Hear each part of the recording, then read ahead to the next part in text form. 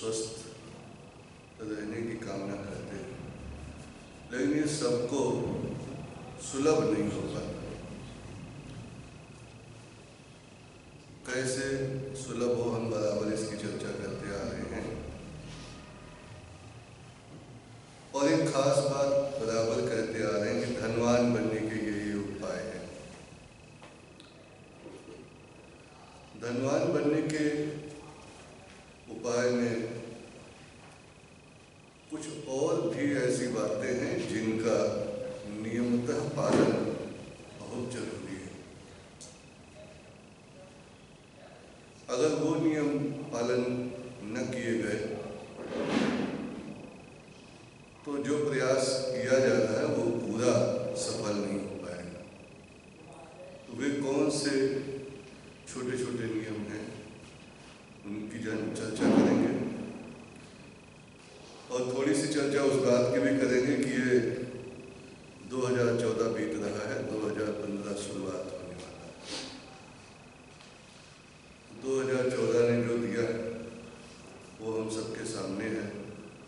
2015 में हमारी आशाएं हैं, हमारे प्रयास होंगे और कैसा हमें मिलेगा उसके लिए हम परिश्रम पुरुषार्थ सब करेंगे।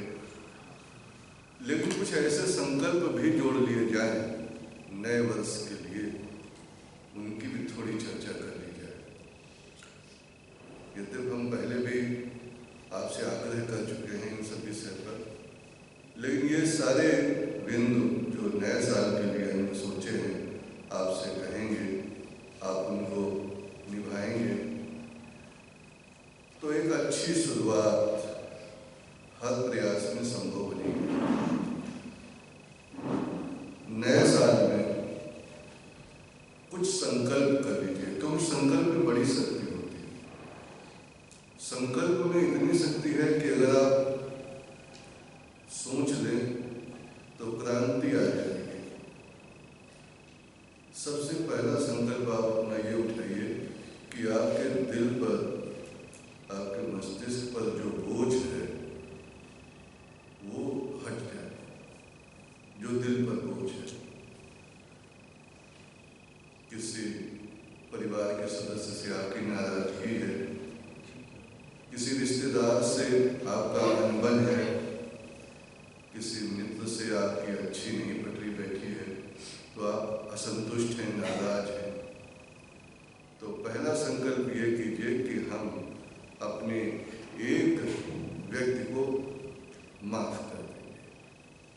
नए साल में उसने जो कहा है उसको फोन करके उससे मिल करके माफी मांग लेंगे कि भाई हमने तुमको माफ किया, तुमने जो कुछ हमारा अपमान किया, तिरस्कार किया, जो कुछ हमारे विषय में कहा सुना, तो नए साल की शुरुआत कीजिए, एक व्यक्ति को माफ कर दीजिए। माफ करने से क्या लाभ मिलेगा कि जब भी वो तुम्हें कहीं मिलता है तो आपकी टेंशन हो जाता है। आप जिस माहौल में रहना चाहते हो वो माहौल खत्म हो जाता है कि देखते ही अच्छा ये यहाँ भी मौजूद है, इसने मुझे इतना इंसल्ट किया था, इसने मुझे ये कहा था, ये भाव आने लगते हैं। फिर आप वो नहीं रह जाते हैं जो आप पहले होते हैं। तो नए साल में पहला प्रयास ये कीजिएगा कि माफ कर दीजिए उस मित्र को, रिश्तेदार को या परिवार के किसी सदस्य से। दूसरा आप संकल्प उठाइए कि नए साल में कोई एक लत छोड़ देंगे। कौन सी लत हो सकती है? आप चाय पीने की लत छोड़ सकते हैं, आप कोई और चीज ऐसी तैसी खाते पीते हैं उसकी लत छोड़ दीजिए। पान मसाला है, जो आपका है, एक कोई आप अपनी लत छोड़ दीजिए। एक सारी तो नहीं छोड़ी जा सकती, लेकिन इसका मतलब ये नहीं एक छोड़ना दूसरी पकड़ लेना। तीसरा,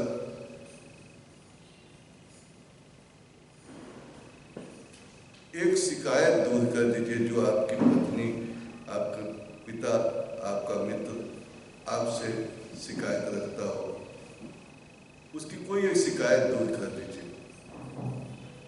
मैंने सुबह कहा जैसे कि पत्नी कहती तुम खर्राटे बहुत मारते हो, तुम खर्राटे घर समय से आने लग जाओ, या तुम कोई आ गया रिश्तेदार उसके साथ बैठे बैठे बहुत देर तक बातें चीतें करते रहते हो। एक अपनी शिकायत जो तुम्हारी पत्नी, जो तुम्हारा बेटा बेटी तुमसे रखता है, वो एक शिकायत आप उसकी दूर कर दीजिए। हर एक की एक एक शिकायत दूर कर दीजिए। ये प्रयास संकल्प लेने की आवश्यकता है, ये लिख के लगा लीजिएगा। और ये हमने भी अपने लिए लागू किया है और हम चाहते हैं अगर हम अपने साथ लागू कर दें तो हमारे अपने जितने हैं वो भी इस चीज़ को निभाएं।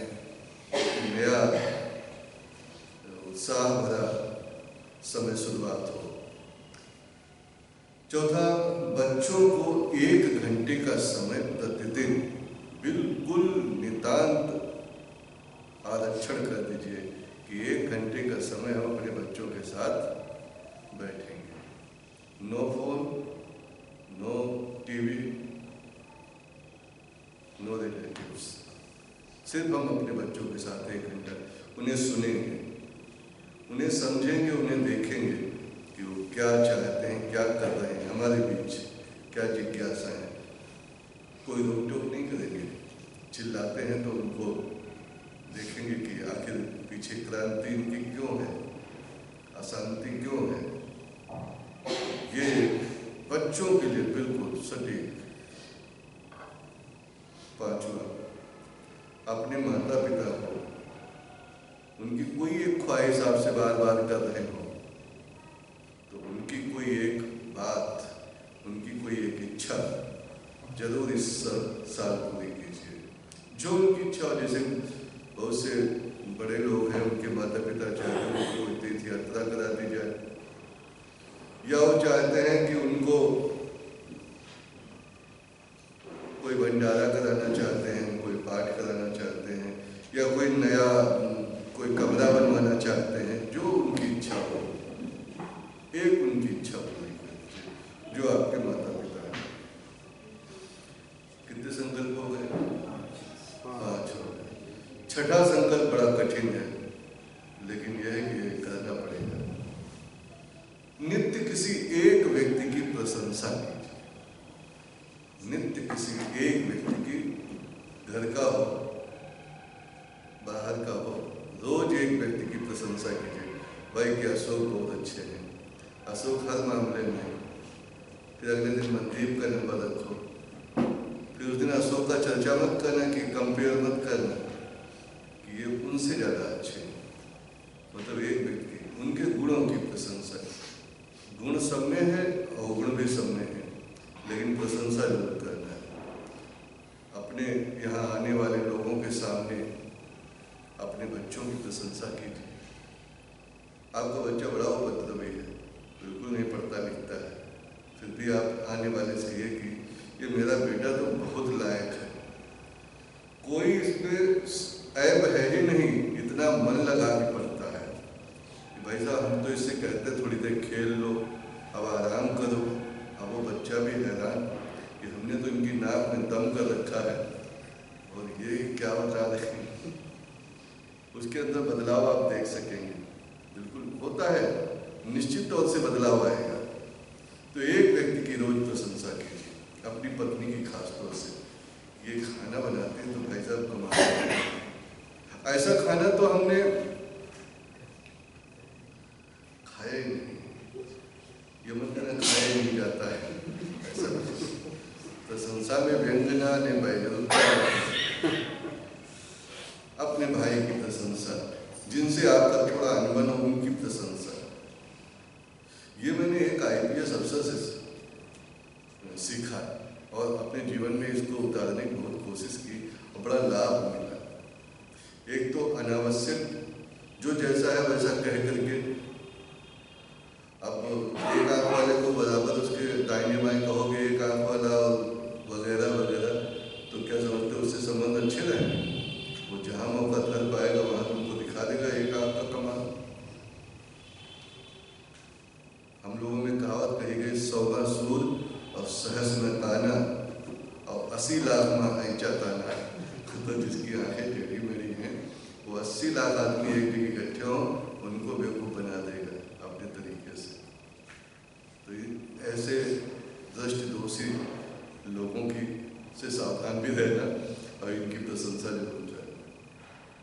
प्रशंसा किसको नहीं प्रिय लगती है? सबकी प्रशंसा करिए अपनी छोड़ करके, है ना कठिन? हम तो ऐसा कितने अच्छे हैं, सबका भला ही चाहते हैं, फिर भी लोग हमारा अहित करते हैं। हमने देखिए उनका भला कर दिया, हमने देखिए उनका सब इतना बिगड़ा बना दिया। अपनी तो प्रशंसा सभी कर लेते हैं और चाहते भी हमारी कोई प्रशंसा करे, लेकिन आप ये न चाह के दूसरों की, ये दूसरे मतलब जो अपने हैं अन्य, उनकी प्रशंसा जरूर कीजिएगा। ये छठा नंबर हो गया। सातवां नंबर, एक पौधा जरूर लगाइए नए साल में। अगर वो नक्षत्र के हिसाब से आपका लकी प्लांट है तो बहुत अच्छी बात है। अब वो नक्षत्र के हिसाब से आप उसको देख सकते हो, उसका क्या नाम है आपको दिखाया जा चुका है, आपने पहले से यहाँ से लिस्ट में ले भी रखा है। तो एक लकी प्लांट का जरूर अपने लगाइए।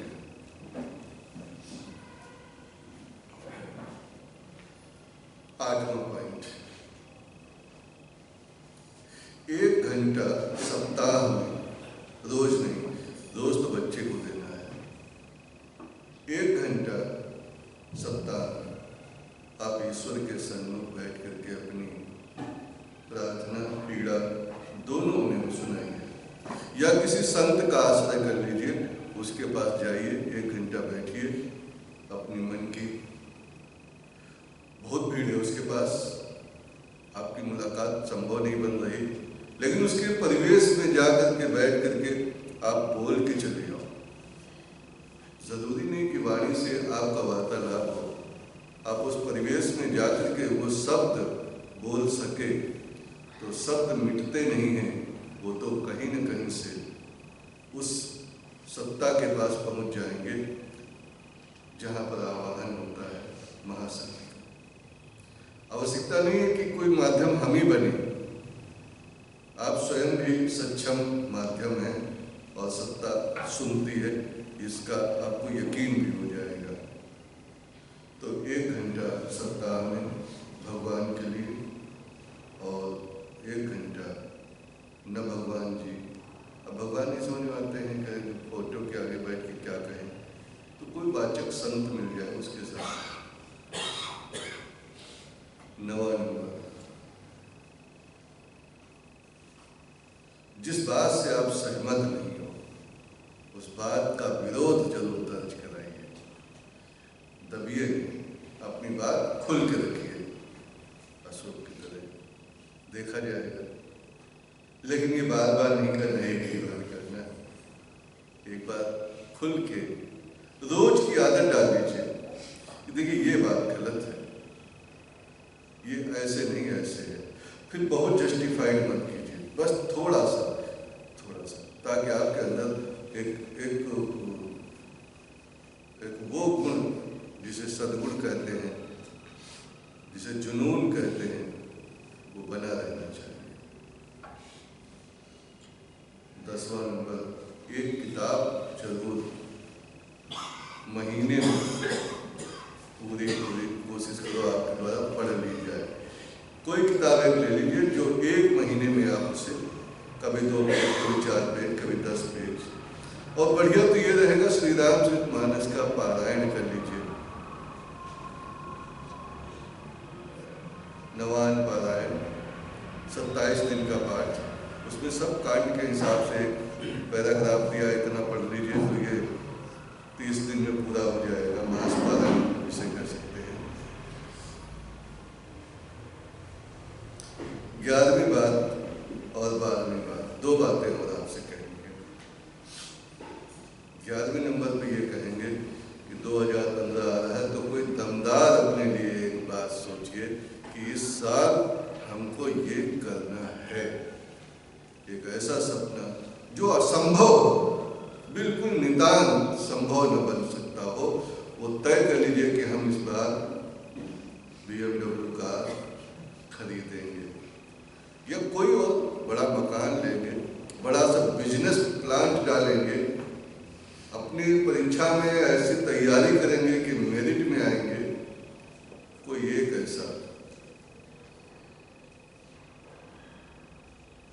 दमदार सपना जो असंभव लगे उसे देखिए, लेकिन रोज देखना 365 दिन 2 मिनट के लिए सोने से पहले एक दमदार इरादा, उसका एक ग्राफ बना लीजिए। मनदीप भैया से हम कहेंगे तुम सपना देखो कि हम जज बनने वाले हैं, जज। 2015 हम लोग एक्सपेरिमेंट करेंगे। इतने लोगों ने सुना कि हमने ये नाम लेके ये बात कही है, और इस सपने को साकार करने में ये समझ लेना कि मुझे जो साम दाम दंड भेद जो करना पड़ेगा, सब तरह का दांव पेंच खेलेंगे, पीछे नहीं हटेंगे। कोई भी दमदार सपना, अगर आप मैनेजर हैं तो आप समझ लेना कि आपको डीजीएम बनना है, अगर आप अध्यापक हैं तो आप समझ लेना आपको प्रिंसिपल बनना है, अगर आप जो भी हैं, छोटे डकैत हैं तो बड़े डकैत बनना है। मतलब दबना नहीं है, कुछ अच्छा ही सोचना है, गड़बड़ सड़बड़ नहीं सोचना है। ये तो हो गई हमारा संकल्प 12वां संकल्प, बड़ा खतरनाक संकल्प है। एक हमारे पास मशीन है जिसकी कीमत है $10 करोड़। एक मशीन $10 करोड़ की है, उसका हर तरह से रखरखाव देखभाल करेंगे, और वो मशीन हम खुद ही हैं। अगर आप अपने शरीर की कीमत लगाना चाहें, मैंने कहीं से पूरा डिटेल देखा है कि आप अगर अपनी किडनी बेचना चाहेंगे तो कितने की बिकेगी, फेफड़ा बेचना चाहेंगे कितने बिकेगा, लंग्स बेचना चाहें तो कितने की बिकेगा। तो ये सारी कुल कीमत आपके शरीर की है, जिसको एक अमेरिकन चिंतक ने पूरी कीमत निकाल कर $10 करोड़। तो ये $10 करोड़ की मशीन पर पूरा ध्यान दीजिए, क्योंकि चलता फिरता $10 करोड़ ये कहीं से भी गड़बड़ न होने पाए। इसके लिए क्या करना है, कुछ भ्रांतियां हैं उनसे मुक्त हो जाना है। पहली भ्रांति, हम जानते हैं अन्न से ताकत मिलती है, खाना खाते हैं उससे ताकत आती है, उससे एनर्जी मिलती है। इस भ्रांति से बाहर हो जाइए। अन्न से किसी को ताकत नहीं मिलती है, या पौष्टिक मेवा खा रहे हैं उससे ताकत मिलती है, या कोई ऐसा कैप्सूल खा रहे हैं उससे ताकत मिलती है। ताकत उससे किसी से नहीं मिलती है। अगर ऐसे में होता तो खूब खाया जाओ, खूब खाया जाओ, खूब खाया जाओ, लेकिन सो ना, ताकत जो भी मिलती है सोने से मिलती है। जब आप सोते हो तो सोने के बाद जब जागते हो तो चैतन्य होते हो, चाहे जितना पौष्टिक खा लें आप, तो ताकत भोजन में नहीं सोने में, याद रखना है। दूसरा, बीमारी औषधि से दूर होती है, इस भ्रांति से बाहर आ जाइए। बीमारी औषधि से दबती है।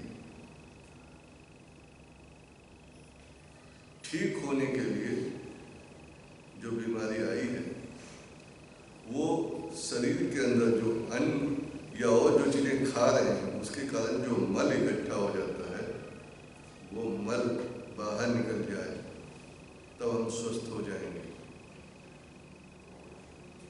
जो कुछ पुराने विचारधारा के लोग हैं वो देखिए सहमत हो जाएंगे। जब हम बीमार होते हैं तो देखा होगा सबसे पहले हमारा क्या छूटता है, खाना पीना छूट जाता है, कोई चीज खाने में अच्छी नहीं लगती।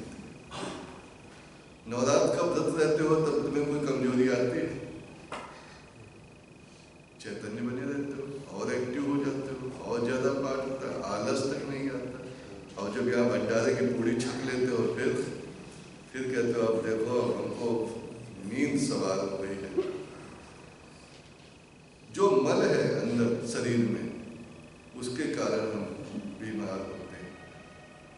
तो दूसरी भ्रांति ये मिटानी है कि स्वास्थ्य औषधि से नहीं, स्वास्थ्य उपवास से आएगी। स्वास्थ्य उपवास। तीसरा, खुशी, प्रसन्नता। खूब पैसा आ जाए तो खुश हो जाते हैं। पैसा आने से खुशी नहीं आएगी। पैसा आने से अगर खुशी आ रही होती तो ये सब टाटा बिरला और सिंघानिया जितने हैं ये सब बहुत खुश होते हैं। पैसा सिर्फ वस्तु खरीदने का माध्यम है। खुश हम इसलिए नहीं होते हैं, क्षणिक खुश हो जाते हैं। हमारी जब इच्छाएं, महत्वाकांक्षाएं वो हमारे मन पे सवार होती हैं, आसक्ति जिसे बोल सकते हैं। जब आसक्ति मन पे सवार है तो हमें बड़ी दुश्चिंता होती है कि बताइए ये सामान लेना चाहते, ये नहीं हो पा रहा है, इसमें फाइनेंस की कमी है, इसमें कागज की कमी है, इसमें इनकम टैक्स में फंस जाएंगे, ऐसे तमाम।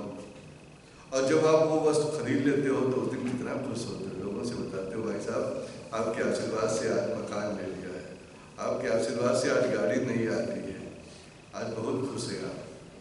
अब आप आश्रम पे ले आए पूजा कराने के लिए, चाबी हमको दी और हमने कहा कि आप गुरु जी चलाइए। हम स्टार्ट कर रहे हैं, सेल्फ महादेव स्टार्ट ही नहीं हो रही, आप बताइए खुश रह पाएंगे? तुरंत आपकी खुशी।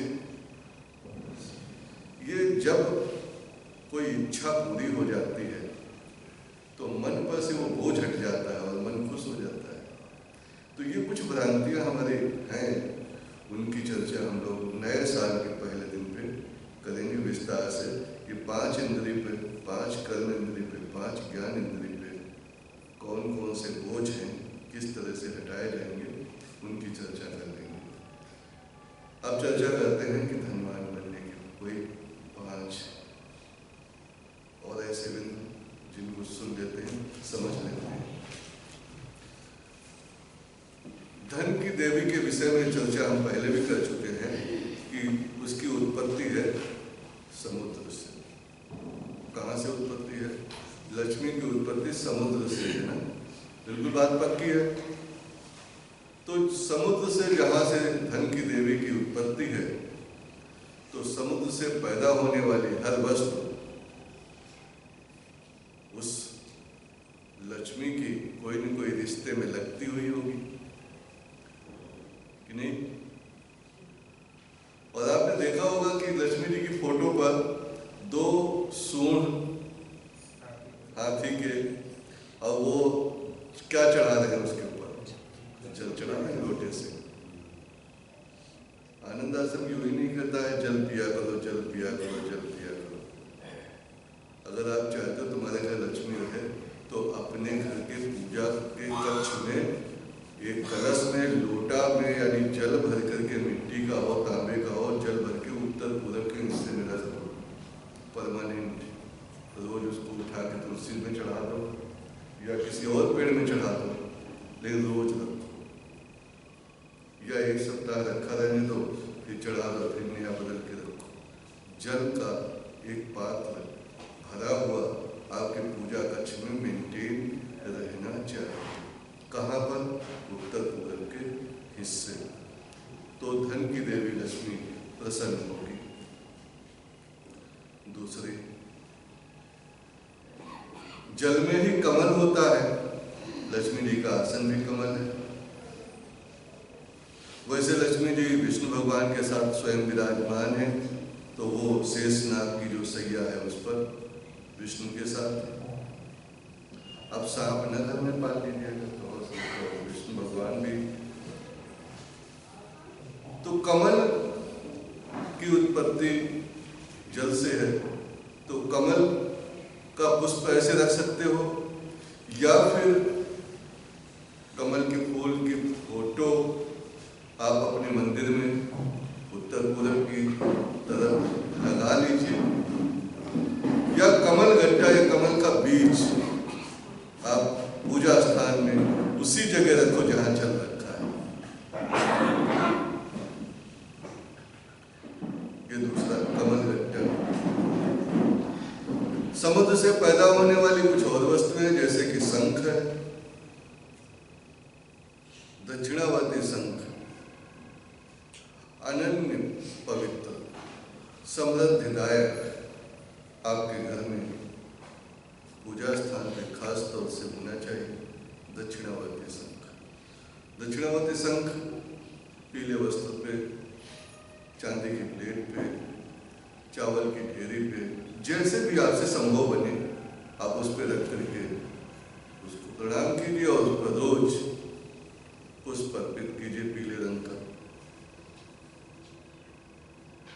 कौड़ी देखा होगा,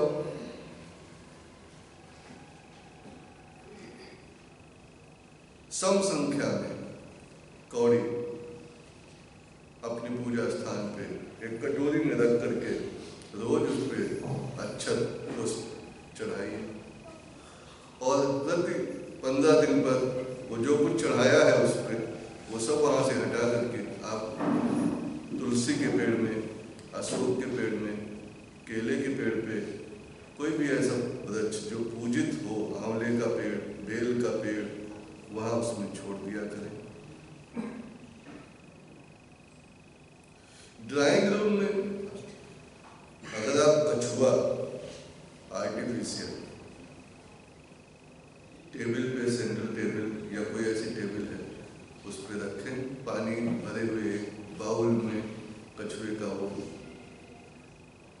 मेटल का हो तो बहुत अच्छा। और उसका जो अग्रभाग, जो चेहरा है, मुंह है, उसकी गति के लिहाज से उसको उत्तर में ही कर दीजिए, उत्तर की दिशा में वो जाते हुए दिखाई दे एक कछुआ। ये फेंग शुई का अपना प्रभाव ऐसा दिया गया है, उससे समृद्धि आती है। कछुआ एक्वेरियम अपने घर में रख सकते हैं, एक्वेरियम जिसे मछली पालते हैं, ये भी धनदायी स्थिति है। शुभ मानी जाती है किसी यात्रा में आप निकले घर से और मछली दर्शन हो जाए, या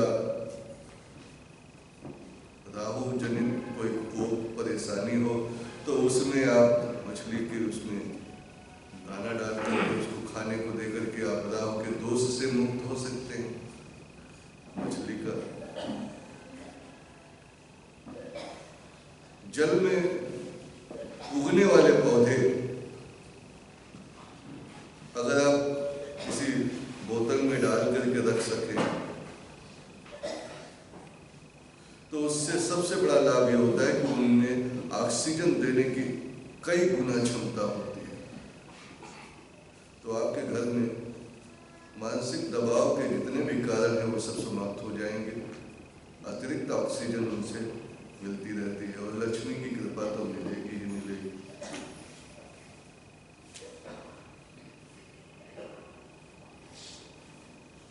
ये तो लक्ष्मी जी के प्राप्ति के, आने के, स्वागत के, उनके अपने समकक्ष के संबंधियों को अपने घर में जोड़ने का एक प्रयोग है। लक्ष्मी जी कहाँ नहीं रहती, ये बात और खास जान लीजिए। क्या हमारे घर में ऐसा वातावरण तो नहीं है जिसके घर में आप दरवाजे पर, टेबल पे ऐसे हाथ लगाओ और इस पर मिट्टी या धूल आ जाए तो समझ लेना कि इसके घर लक्ष्मी ज्यादा देर टिकने वाली नहीं है।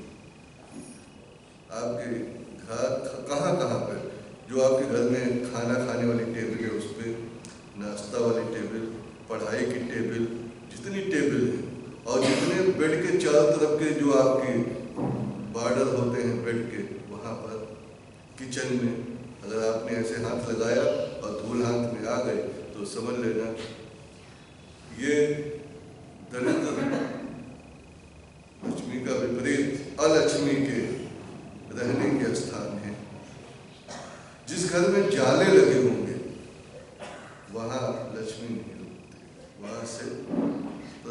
निकल जाती हैं, जाले नहीं लगे होने चाहिए। जिन बच्चों की किताब कापियाँ खुली रखी होती हैं अलमारी में, टेबल पे, उनसे विद्या उठ जाती है। जिन लोगों की अलमारी में कपड़े या यूं ही खूंटी पे टंगे कपड़े रहते हैं, इनके घर से भी लक्ष्मी रूठ जाती है। जिसके घर रात में जूठे बर्तन पड़े रहते हैं, उससे भी लक्ष्मी रूठ जाती है। शहरों में तो बड़ा हुआ सुबह आएगी काम वाले, सुबह आएगी बर्तन वाले, तो कुछ दिन बाद इनके घर रोग फैलने लगते हैं, ब्याज फैलने लगती है, और लक्ष्मी इनकी जो है अस्पतालों में और हमारे जैसे ठगों के द्वारा खींच ली जाती है, और आपकी लक्ष्मी हमारे घर की शुभ लक्ष्मी बन जाती है।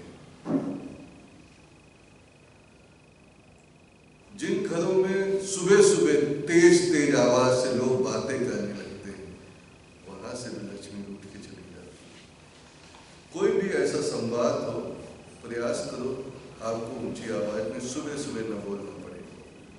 जिसके घर के दरवाजे खुलते समय चट खट खट टिट टिट ऐसी कोई आवाज करते हैं, अलमारी खोलते समय अलमारी के पल्ले आवाज करते हैं, खिड़की खोलते समय खिड़की के पल्ले आवाज करते हैं, तो इसके घर से भी लक्ष्मी निराश होती है, वापस लौट जाती है। जिसके घर में कभी भी खिड़की दरवाजे, खासतौर से जाड़े के दिनों में खिड़कियां खोली नहीं जाती हैं, उनके घर से भी लक्ष्मी वापस लौट जाती है। रोज थोड़ी देर, चाहे जितना कोहरा पड़े, चाहे जितनी तेज हवा चले, 5 मिनट के लिए हर अपने घर की 4-6 जो खिड़कियां हैं वो जरूर खोलिए। कहा गया है कि खिड़की मकान की आंखें होती हैं और दरवाजे मकान का मुंह होते हैं, मुख होते हैं। तो ये दो चीजें तो सभी को खोले बिना उसका जीवन कैसे संभव दिशा में जाएगा। ये तो कुछ ऐसे उपाय हैं। इसके अतिरिक्त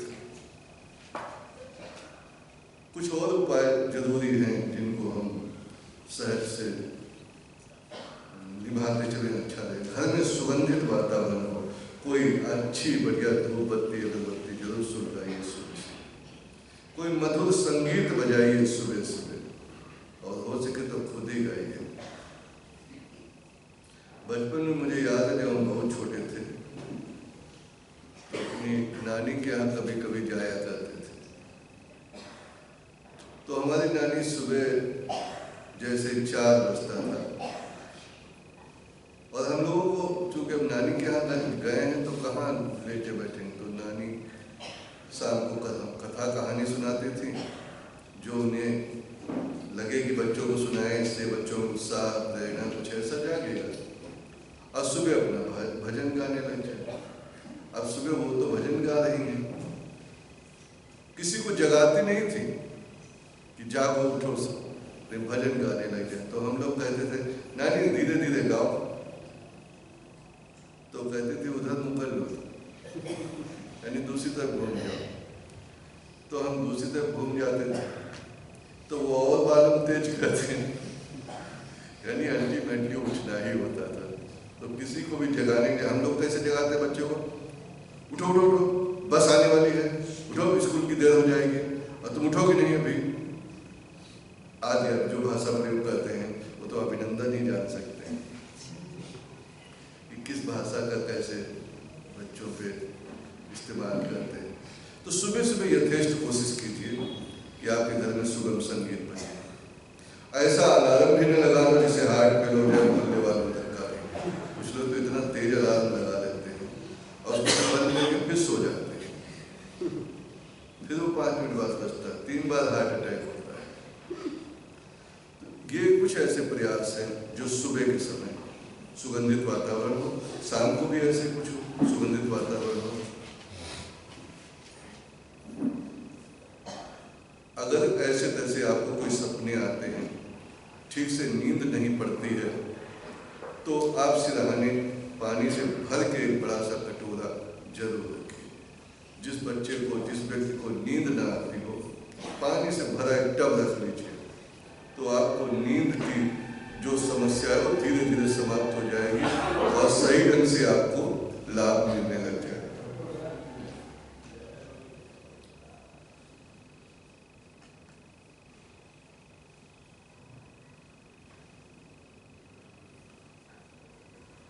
कोशिश ये करिए कि सुबह का जो भी नाश्ता या भोजन आप करें, अगर आपके घर में तुलसी का पेड़ लगा है तो आप उस खाने की वस्तु पे तुलसी की पत्ती जरूर डाल दीजिए। जिसके भोग में, भोजन में तुलसी की पत्ती होती है, वो नारायण की कृपा का पूरा पूरा भोजन या नाश्ता बन जाता है। ये एक और आग्रह आपसे है कि जब भी आप घर आओ, जब भी घर से निकलो, तो जिस भगवान को, जिस इष्ट को आप मानते हो, उसका नाम 3 बार उच्चारण करके ही आओ और जाओ। क्योंकि ऐसा नहीं आप घर आओगे तो इसे तुम्हारी पूजा आरती होने लगेगी। हो सकता है तुरंत ही आपको खखेड़ ले आपके घर के अन्य सदस्य जो मौजूद हैं। खासतौर से भाइयों लोगों को थोड़ा ज़्यादा सावधान रहने की आवश्यकता है। जैसे घर में आए, नारद जी जहाँ पहुँचते थे तो 3 बार यही उच्चारण करते थे, नारायण नारायण नारायण। आप शिव के भक्त हो तो आप नमः शिवाय नमः शिवाय नमः शिवाय कहते हुए अंदर आइए, निकलिए तो भी नमः शिवाय नमः शिवाय नमः शिवाय कहते हुए निकल जाइए। दुर्गा जी की आप, हनुमान जी की आप, जिसकी भी आपको श्रद्धा है, उनके नाम का उच्चारण करते हुए एक ये प्रयास करिएगा। जो आपको इसमें बिंदु अच्छे लगे हों उनको नित्य निर्वाह कीजिए, अपनों को बताइए और खुद भी निभाइए। इससे एक नया परिवर्तन, एक अच्छा परिवर्तन आपको उपलब्ध होगा। आज की चर्चा में इतनी बात कहेंगे। कुछ सूचनाएं हैं जो आपको कहनी है। वसंत पंचमी 24 जनवरी को शनिवार का दिन होगा। इससे पहले शुक्रवार सेकंड फ्राइडे भी है, वो 23 तारीख को। 23 तारीख को हम लोग माँ सरस्वती के विषय में कुछ चर्चा करेंगे। 24 को सरस्वती जी का पूजन करेंगे। 25 को फिर कुछ ज्ञान चर्चा परीक्षार्थियों के लिए, बच्चों के इम्तहान में किस तरह से, किस स्टाइल से, क्या सोच के, किस भाव से लिखना कंपटीशन के लिए, परीक्षा के लिए करना है, इस पर कुछ बिंदु रखेंगे और उसकी चर्चा करेंगे। वसंत पंचमी